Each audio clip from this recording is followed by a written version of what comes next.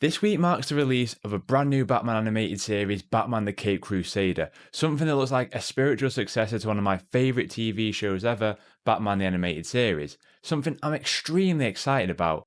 And to mark that, I wanted to go back to a game that I think is long forgotten about, a game that very much lives in the shadow of the Bat, Gotham Knights. A game that was released in 2022 that kind of came and went without leaving much of a widespread impression, arriving with conversation around the console's 30 frames per second lock and the inevitable comparison between itself and the Arkham games.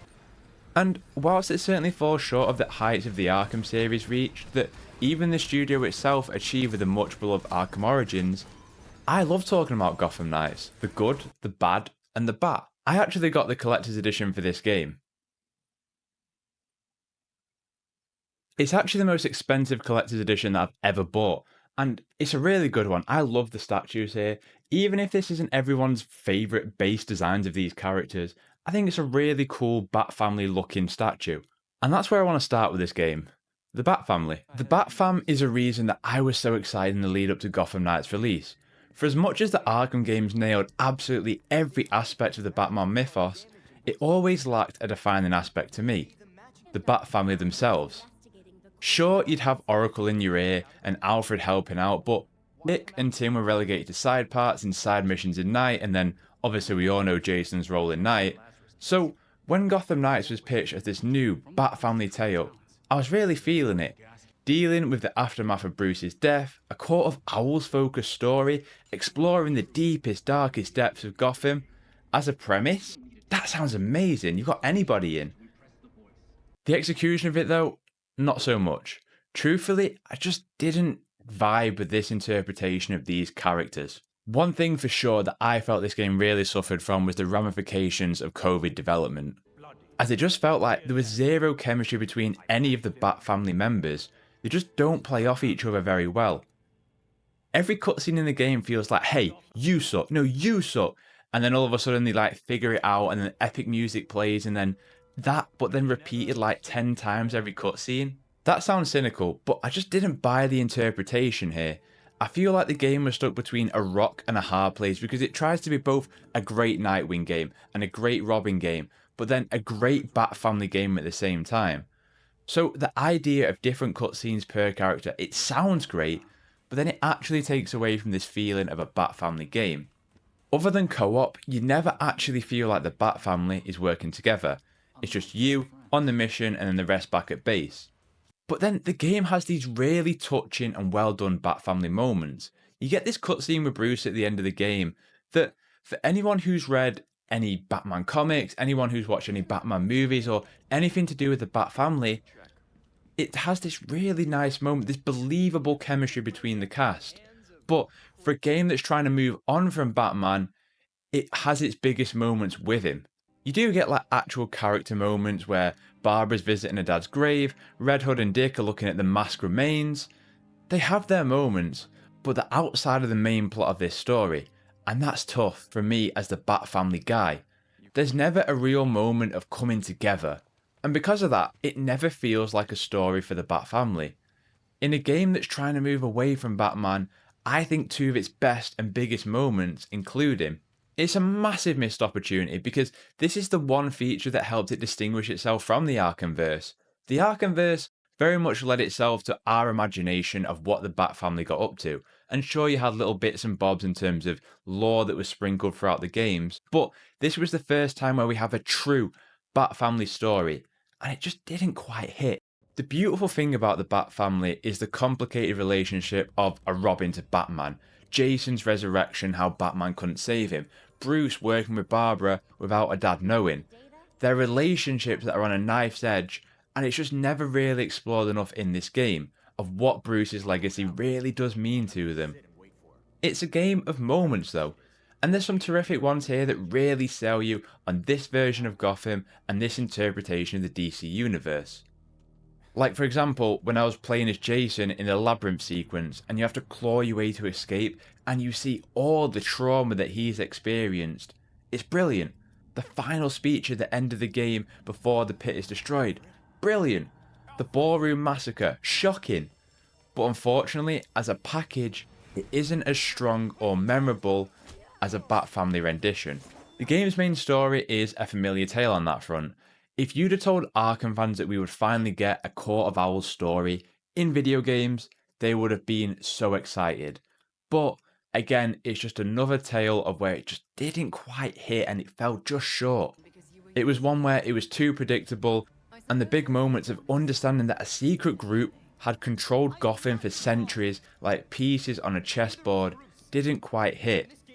They used two of my favourite factions in DC of the Court of Owls and the League of Assassins in a direction that you could just tell where it was going the entire time. On the flip side of that though, I found the side stories the most compelling. Seeing a Harley act on her own accord away from the Joker, the encounters with Mr. Freeze was like quite terrifying, including one of the sickest environments present in any Batman game period with her frozen over Gotham. My favourite is actually the storyline with Clayface. He's a well written character here and is one of the few times I was really into the villains. Whether that's chasing him through Gotham on a motorbike or finding out about his acting inspirations, I think it's all terrific and actually more compelling than main plot here. It's a split scenario where it shows that it's set in a different universe from the arkhamverse in both its quality but also its characters. The most obvious distinction that you really feel from the Batman games is not just in its world but in its combat. Gone is the free flow combat that everyone became accustomed to in Arkham Asylum that improved all the way up until Arkham Knight that even games like Spider-Man still have iterations of to this day. In comes an ability driven RPG system with enemy leveling. Fitting with what I said about the Bat Family, the combat is also a system of moments. All heroes have a different playstyle to really fit that character's kit, so Red Hood is a big tanky brute with his non-lethal guns, opting to be quite ranged. Robin is acrobatic but very tech driven, using the Justice League towers to traverse and then attack. Nightwing is flip-flapping with the charisma sticks, and Batgirl perhaps is the most traditional of all the characters like Arkham, where you can kind of use the beatdown enemies that you would in the Arkham games. I actually quite enjoyed the combat here, in the moments where you're just up against grunts and regular enemies. It's satisfying, and when you change some of those abilities together, you feel cool as fuck. Like using Robin for example, using the watchtower to teleport in, taking an enemy down, then teleport across and then spin kick someone, and then spin your stick and wallop a load of enemies or deflect bullets. I think they did a great job in giving these characters toolkits that represent who they are. What I liked less though was categorizing the gear into traditional afflictions like fire and ice and stun, and it just didn't fit these characters nor what the kits were. Like, I like the movesets here, but I just didn't like the traditional, alright let's burn enemies, alright let's freeze enemies, and I just don't think the two paired that well together. There's always been that theory out there that Gotham Knights was made with live service intentions in mind, but then having seen what happened to Avengers and the fate of that game, it pivoted back to a more traditional co-op one-time experience. And you can see that, whether that's going to the Penguin or going to Renee Montoya and getting little bonus gear from completing different tasks like crimes or whatever throughout the city. I do think that the game's combat and its presentation always looked good with the effects and the moveset, but it felt stiff. If this game was paired with the free flow combat and you have the momentum abilities, I think this could have been an incredible toolkit for fans of the Bat Family to go ahead and explore and get creative with.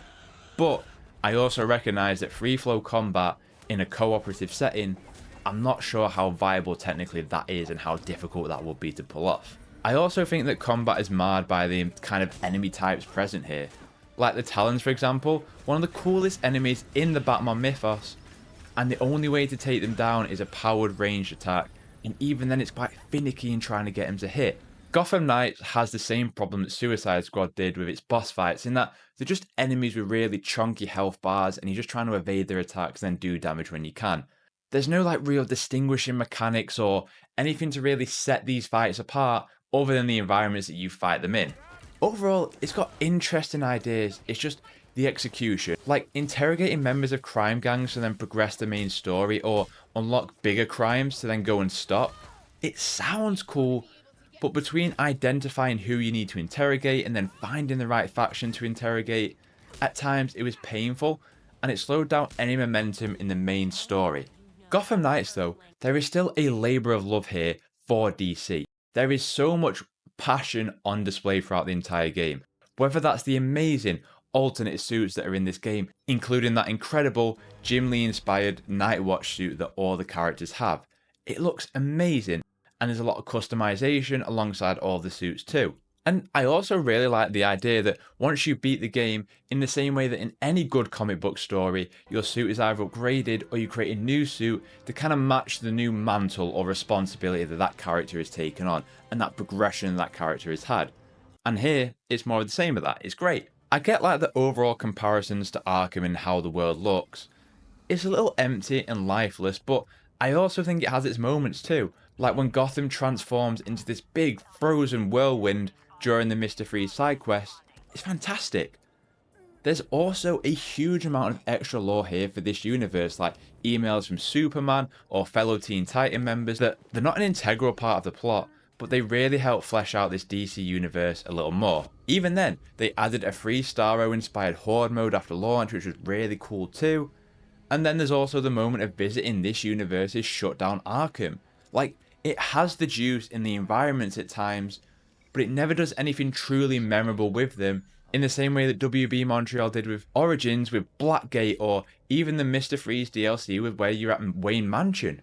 It all comes back to the Bat family though. Like, I think this game's combat was maybe overly criticised, but I think that had they had a stronger throughput, a stronger emphasis on a great Bat family story, it would have helped mask the flaws of that combat system. But it's also in that it isn't a Bat family story. Not really. Each cutscene being unique to the character that you play as, it might try and deliver a personal connection to the character, but it all winds up being disjointed. In that trying to tell 4 different stories at once, it tells 4 okay ones rather than one terrific one. Like I said before, it's hard to not feel that aspects of telling this story weren't harmed by COVID development and the actors couldn't really bounce off each other, but I also think there's lessons to be learned in this if they do make another DC co-op game in the Gotham Knights universe, whether that's a Gotham Knights 2 or me being more hopeful, Teen Titans. I really do believe that if they focus on one main story with one central through line, but dealing with different characters' traumas at different points of the story, it will lead to a stronger overall narrative than what they tried to do here. I kind of applaud their ambition in what they went for, it just didn't quite work. It never felt like it ever did much to be like, this is the Gotham Knights universe, in the same way that Arkham catapulted itself as one of the greatest Batman representations to ever exist. Gotham Knights throughout the entire story always felt very one note in problem, solve it, epic music played, rinse and repeat. I think the most telling part is that final cutscene of the game, where it's your character talking to Gotham. It just removed any sense of this being a Bat family story, and instead a focus on your character when this game's selling point was the entire Bat family team. I'd definitely love to see WB Montreal get another crack at a DC team-up game for sure. There's enough ideas here to make me want to see that, and there's enough in this universe to try and flesh it out more. I just want to see more personality of what makes this their DC universe, and if they ever went for another Bat family story, I want to see the focus on the family and the dimensions between them rather than trying to tell a singular story. But we'll just have to wait and see. Let me know first up, are you watching the new Batman the Caped Crusader? And how excited are you? Other than that, did you play Gotham Knights? How do you feel about it 2 years later? And what would you like to see WB Montreal do next? If you enjoyed hearing my thoughts, all you have to do is drop a like because that really helps me out.